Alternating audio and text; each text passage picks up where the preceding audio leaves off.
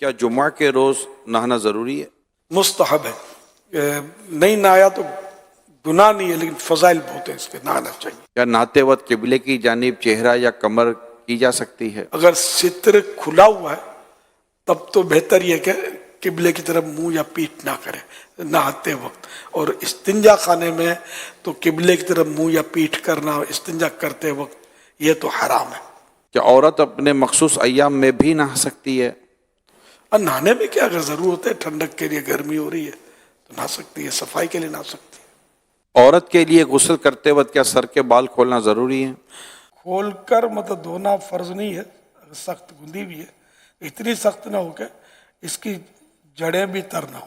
اگر ایسی سخت بندی بھی ہے چوٹی کہ اس کو کھول کر پانی نہیں بہائیں گے تو جڑیں تر نہیں ہوئی تو کھولنا ضروری ہو جائے گا, ورنہ ضروری نہیں ہے. ہاتھ میں نیل پالش لگی ہو کیا غسل ہو جائے گا؟ ناخنوں میں نیل پالش اگر غسل سے پہلے لگائی ہوئی ہے اور اب غسل کیا تو غسل تو نہیں ہوگا کیونکہ اس کی تہ جم جاتی ہے ناخنوں پر.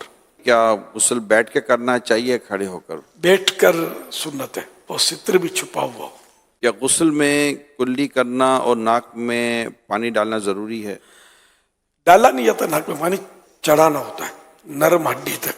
تو یہ غسل میں فرض ہے, وضو میں سنت موقدہ ہے. اور کلی بھی پورے منہ کے ہر کل پرزے میں پانی پہنچ جائے, دانتوں کی کھڑکیوں میں سوراخوں میں گیپ ہوتے ہیں سب جگہ, زبان کی کروٹوں زبان کے نیچے سب جگہ پانی پہنچا ہلکی جڑ تک. یہ غسل میں فرض ہے, وضو میں سنت موقدہ ہے. جب آپ کہتے ہیں غسل میں فرض ہے تو یہ عام غسل میں فرض ہے یا جب فرض غسل کیا جائے تب فرض ہے؟ جب بھی غسل کرے تو ظاہر ہے کہ جب ایک سنت غسل کریں گے مستحب غسل کریں گے تو اس کا بھی فرض اگر چھوٹ گیا تو غسل کا ثواب تو نہ ملا نا, اور فرض میں تو ہے ہی فرض کہ غسل اترے گا نہیں. اگر عمومی طور پر جیسے کہ صرف ٹھنڈک کے لیے یا فریش ہونے کے لیے غسل کرنا چاہتا ہے تو کیا تب بھی ناک میں پانی چڑھانا فرض ہو جائے گا اور ہر مطلب کہ کل پرزے تک کلی کرنا فرض ہو جائے گا؟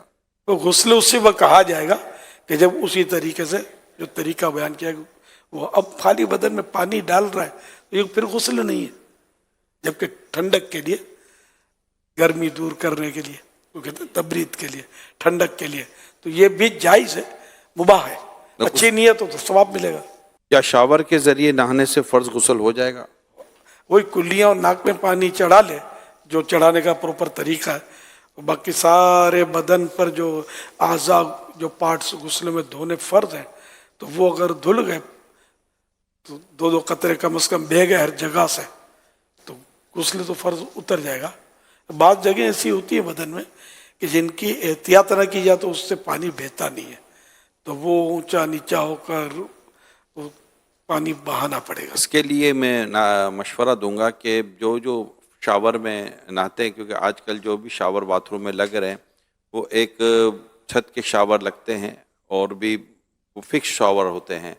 اگر اس کے ساتھ ساتھ آپ ہینڈ شاور ضرور لازمی طور پر لگا دیں, کیونکہ بعض جگہوں پر پانی ہینڈ شاور ہاتھ میں لے کر پانی پہنچانے میں آپ کے لیے زیادہ آسانی ہوگی. صرف نیچے کھڑے رہ کر پانی اوپر سے آئے, خدشہ ہے کہ شاید اس جگہ پر پانی نہ بہے جہاں پر پانی بہانا بھی ضروری ہے. تو بدن کو ملنا بھی سنت ہے, جی ہر جگہ کو ملنا ہے. کیا غسل کرتے ہوئے کان کے اندر پانی ڈالنا بھی ضروری ہے؟ کان کی جو باہر کی سطح ہے نا یہ دھلنی ہے, اندر سوراخ میں پانی تو نقصان کرے گا ڈالیں گے تو. باہر کی سطح پر پانی بہہ جائے, اب بہہ جائے. غسل میں یوں کرتے ہیں نا تو مطلب پانی کا چانس تو ہے کہ بہہ جائے. بعض اوقات ہے کہ میل جمے ہوئے ہوتے ہیں یہ کان کے ادھر, میل اتنا سخت ہوتا ہے کہ شاید پانی نہ بہے. یہ میل کو انگلی سے صاف کیا جائے. یہ اوپر کے سطح میں ہوتا ہے, یہ اس حصے میں یہ بھی تھوڑا فولڈ ہوتے ہیں تو یہاں بھی تھوڑا ہلا جلا کر میل کی تہ جمی بھی تو اس کو چھڑانا یہ فرض ہے. یہ ہے تو درست, لیکن بعض اوقات ایسی جگہ پر یہ میل وغیرہ جم جاتا ہے جس کا پتہ نہیں چلتا. اس طرح کی مطلب کوئی چیز رہ جائے جس کے احتیاج میں حرج ہو, جس کے دھیان رکھنے میں حرج ہو تو اس میں معافی ہوتی ہے. لیکن یہ کہ جب پتہ چل گیا کہ یہ رہ گیا ہے जैसे मक्खी मच्छर की बीट है, इस तरह की बारीक चीज रह जाए तो बाहर इशत में भी लिखा है, तो इसको मतलब मैंने रह गया तो अब नमाज पढ़ ली तो हो गई, लेकिन जब पता चल गया तो अब इसको छुड़ा कर उस पर पानी बहाना होगा। क्या 3 बार जिस्म पर पानी बहाना फर्ज है? एक बार से फर्ज अदा हो जाएगा, 3 बार सुन्नत है। अच्छा, अब ये शावर के नीचे नहाएंगे तो 3 बार का तो हिसाब नहीं रहेगा, वो कंधे और ये तरतीब है ये भी नहीं रहेगी।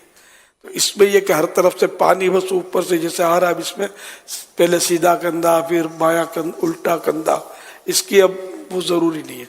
तो पानी बह रहा है तो इतनी देर बहते पानी, ये बहता पानी में आएगा, इतनी देर बहते पानी में ये रहे जितनी देर में 3 बार धुल जाता है, तो ये सुन्नत अदा हो जाएगी। गैर जरूरी बाल काटने से क्या गुस्ल वाजिब हो जाता है? इससे गुस्ल फर्ज नहीं होता।